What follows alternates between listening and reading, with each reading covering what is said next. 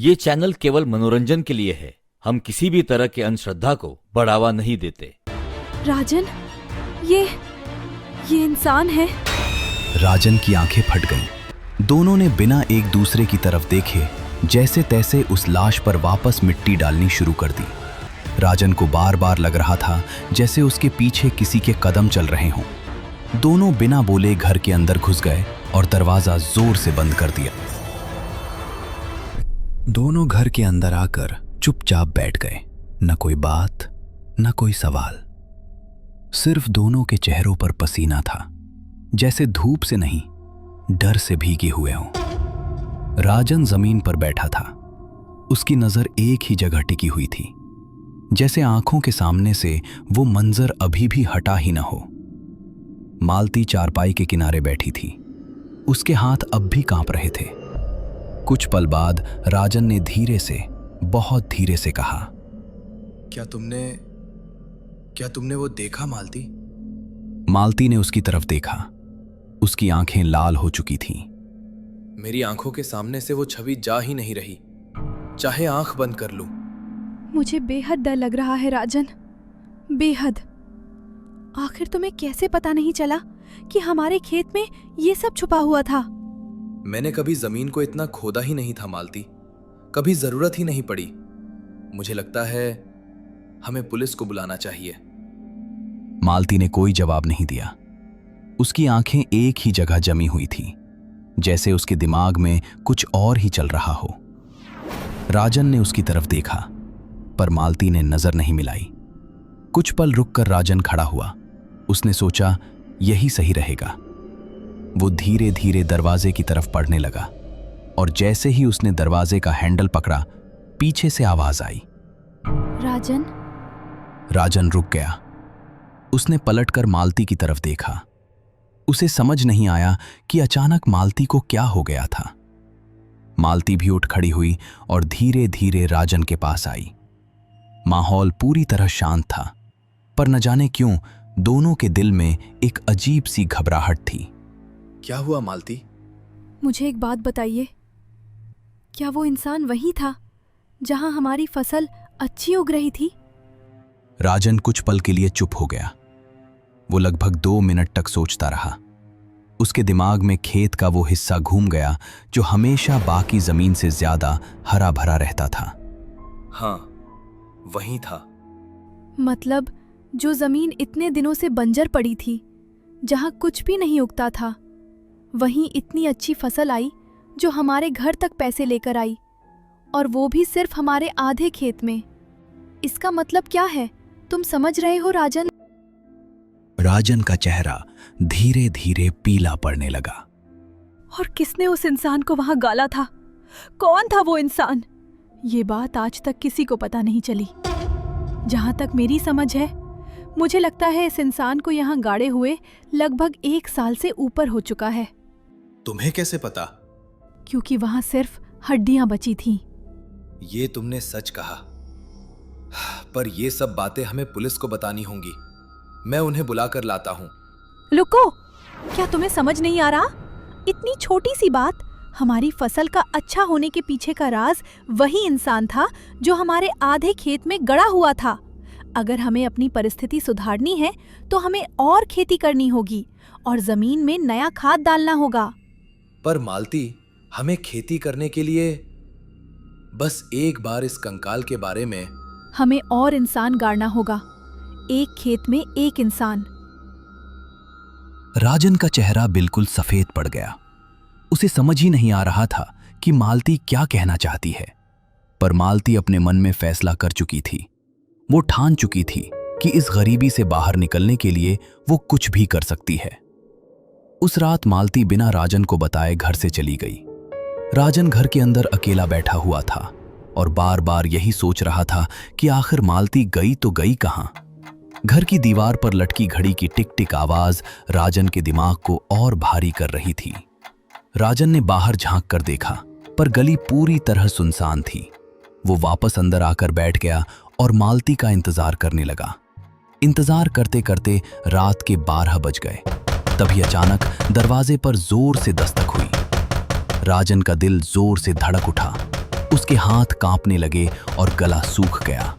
राजन ने धीरे धीरे कदम बढ़ाकर दरवाजे का कुंडा खोला। जैसे ही दरवाजा खुला, राजन के सामने मालती खड़ी थी।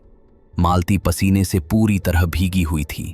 उसके बाल बिखरे हुए थे और आंखों में अजीब सी चमक थी। उसके हाथ में एक कुदाल थी। ये लो और जल्दी चलो, मैंने सब इंतजाम कर लिया है। राजन कुछ समझ नहीं पाया। उसने मालती के चेहरे को देखा और उसकी हालत देखकर कुछ पूछने की हिम्मत भी नहीं हुई। राजन चुपचाप कुदाल पकड़ लेता है। मालती बिना कुछ बोले पलटकर चल पड़ती है। राजन भी उसके पीछे पीछे चल देता है। दोनों अंधेरे में सबकी नजरों से बचते हुए छुपते छुपाते खेत की तरफ बढ़ने लगते हैं। रात की हवा ठंडी थी और आसपास सिर्फ झींगुरों की आवाज सुनाई दे रही थी। खेत के पास पहुंचकर मालती अचानक रुक जाती है। उसके सामने से एक बूढ़ी औरत धीरे धीरे चलती हुई गुजर रही होती है। राजन, उधर देखो। मालती अपनी उंगली से अंधेरे में चल रही उस बूढ़ी औरत की तरफ धीरे से इशारा करती है। राजन का दिल जोर से धड़क उठता है। मालती, नहीं, ये गलत है। अब पीछे हटने का वक्त नहीं है। मेरा मन कह रहा है रुक जाओ। अगर आज रुके तो कल भूखे रहोगे। उसे अंदाजा भी नहीं है। जैसे पहले वालों को नहीं था। मैं ये नहीं कर पाऊंगा। तुम कर चुके हो। भगवान, मुझे माफ करना। राजन बिना कोई आवाज किए हल्के कदमों से उस बूढ़ी औरत के पीछे चलने लगता है। औरत को बिल्कुल अंदाजा नहीं होता कि उसके पीछे क्या आ रहा है। एक पल के लिए राजन रुकता है। उसके हाथ और जोर से कांपने लगते हैं। फिर अचानक एक झटके के साथ राजन कुदाल उठाता है। एक तेज वार होता है और सब कुछ खामोश हो जाता है। ये उन दोनों का पहला शिकार था। उसी रात राजन और मालती उस बुढ़िया को अपने खेत की उसी जगह ले जाते हैं। वही जगह जहां जमीन हमेशा गीली रहती थी। राजन चुपचाप मिट्टी खोदता रहता है। मालती बिना कुछ बोले आसपास नजर रखते हुए खड़ी रहती है। कुछ ही देर में सब कुछ फिर से मिट्टी के नीचे छुप जाता है। जमीन को ऊपर से ऐसे बराबर कर दिया जाता है जैसे वहां कभी कुछ हुआ ही ना हो। राजन एक पल के लिए उस जगह को देखता है। उसकी आंखों में डर भी होता है और खालीपन भी। फिर दोनों बिना पीछे देखे खेत से निकल जाते हैं। घर के अंदर बिल्कुल वैसी ही शांति होती है जैसी रोज होती थी। उसके बाद जैसे सब कुछ बदलने लगा। उस साल राजन ने जो खेती की उसमें उसे पहली बार बड़ा फायदा हुआ। फसल घनी थी, अनाज भरा हुआ था और बाजार में उसकी पूरी कीमत मिल रही थी। राजन की परिस्थिति धीरे धीरे सुधर रही थी। घर में पहली बार पैसों की कमी महसूस नहीं हो रही थी। मालती भी पहले से ज्यादा खुश रहने लगी थी। उसके चेहरे पर हमेशा एक अजीब सी संतुष्टि रहती थी। पर कहते हैं ना, जब दौलत आती है तो सिर्फ सुख ही नहीं लाती, वो अपने साथ कुछ और भी लेकर आती है। और राजन की ये कमाई किसी मेहनत से नहीं बल्कि किसी के खून से हो रही थी। एक शाम राजन फसल बेचकर घर लौटा। वो थका हुआ था पर मन से खुश था। राजन मालती के सामने बैठकर दिन भर की बातें कर रहा था। मालती उसे ध्यान से सुन रही थी और बीच बीच में मुस्कुरा रही थी। तभी अचानक राजन की नजर मालती के पीछे गई। उसका दिल जोर से धड़क उठा। मालती के बिल्कुल पीछे वही बूढ़ी औरत खड़ी थी। उसके कपड़े मिट्टी से सने हुए थे। वो अजीब तरीके से मुस्कुरा रही थी। राजन का पूरा शरीर पसीने से भीग गया। उसकी सांस तेज हो गई। उसके हाथ कांपने लगे। तुम सुन रहे हो ना मैं क्या बोल रही हूँ? राजन ने झटके से अपनी नजर हटाई। उसने दोबारा मालती के पीछे देखा। वहां कोई नहीं था। जैसे कुछ पल पहले जो उसने देखा सिर्फ एक वहम हो। राजन ने आंखें जोर से बंद की और फिर खोली। सब कुछ सामान्य लग रहा था, पर उसका दिल ये मानने को तैयार नहीं था। उस रात के बाद राजन के साथ कुछ अजीब होने लगा। उसे अक्सर घर के कोने में कोई खड़ा हुआ दिखने लगता। कभी खेत के बीच उसे किसी के चलने की आवाज सुनाई देती। कभी रात को सोते वक्त किसी के सांस लेने का एहसास होता। और धीरे धीरे राजन को मरे हुए लोग दिखने लगे।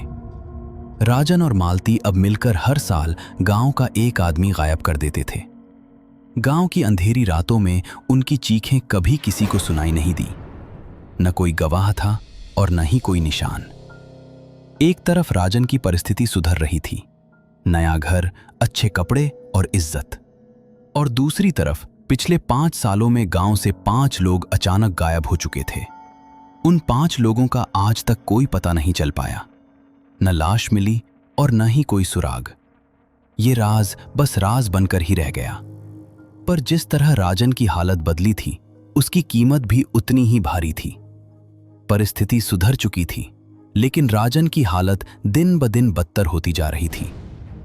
अब उसे सिर्फ वो बूढ़ी अम्मा ही नहीं दिखती थी, उसे बाकी के 4 गांव वाले भी दिखने लगे थे। वही हालत, सड़े हुए शरीर, मिट्टी और खून से सने हुए चेहरे। कभी रात को कमरे के कोने में खड़े रहते, कभी खेत के बीच उसे घूरते हुए दिखते, कभी उसके कान के बिल्कुल पास आकर धीरे धीरे सांस लेते। राजन हर वक्त घबराया हुआ रहने लगा था। उसका शरीर हमेशा पसीने से भीगा रहता था। उसकी आंखों के नीचे काले घेरे पड़ चुके थे। अब तो हाल ये था कि अगर मालती भी उसके पास जाती तो राजन डर के मारे चीख पड़ता। कभी कभी वो उसे भी पहचान नहीं पाता था। एक रात मालती ने हिम्मत करके राजन के पास बैठकर पूछा, आखिर क्या हो गया है तुम्हें? इस तरह क्यों बर्ताव करने लगे हो? न ठीक से खाते हो, न ठीक से सोते हो, रात भर जागते रहते हो। आखिर क्या कमी है आज हमारे पास, बताओ।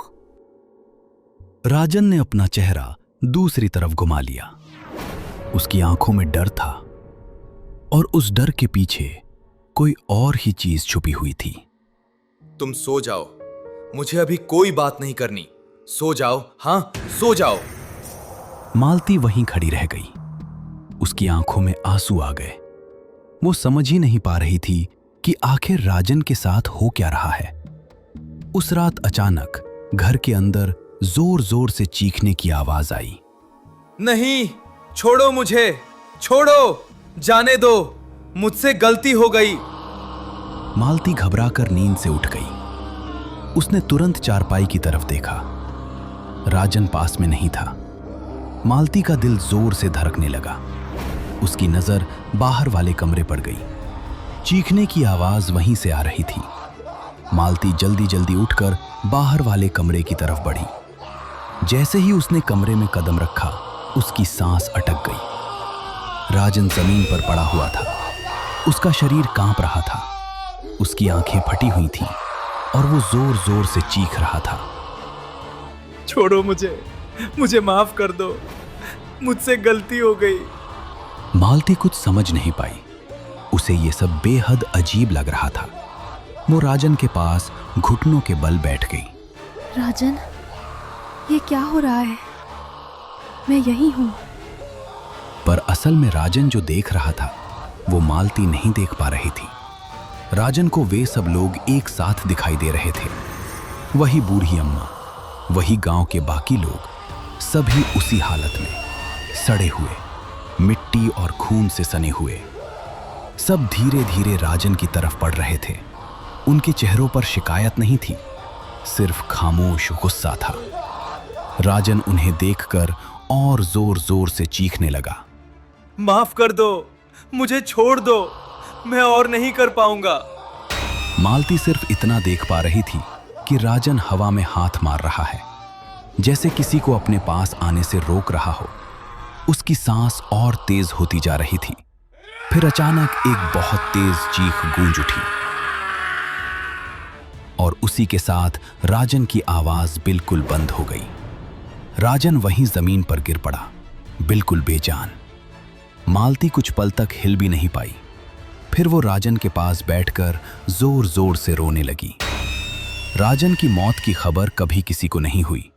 न गांव वालों ने पुलिस बुलाई, न किसी ने लाश देखी, न ही किसी ने सवाल पूछा, जैसे राजन था ही नहीं। सिर्फ एक दिन वो अचानक गांव से गायब हो गया। मालती आज भी उसी गांव में अकेली रहती है। वही घर, वही खेत और वही जमीन। गांव वाले जब कभी मालती से राजन के बारे में पूछते हैं तो मालती बस इतना कह देती है, वो शहर गया है। उसके चेहरे पर न दुख होता है न अफसोस, बस एक अजीब सी शांति होती है, जैसे उसे सब पता हो। पर सवाल अब भी वही है, आखिर राजन के साथ हुआ क्या होगा?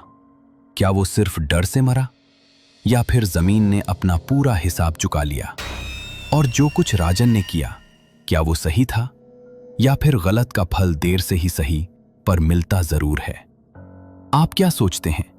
क्या राजन अपनी किस्मत का खुद जिम्मेदार था, या फिर उसे उस रास्ते पर धकेल दिया गया जहां से वापस आना मुमकिन नहीं होता? अपनी राय हमें कमेंट करके जरूर बताइए। और अगर ऐसी ही अंधेरी सच के करीब कहानियां आपको पसंद आती हैं तो चैनल को सब्सक्राइब करना मत भूलिए, क्योंकि कुछ कहानियां सिर्फ सुनाई नहीं जाती,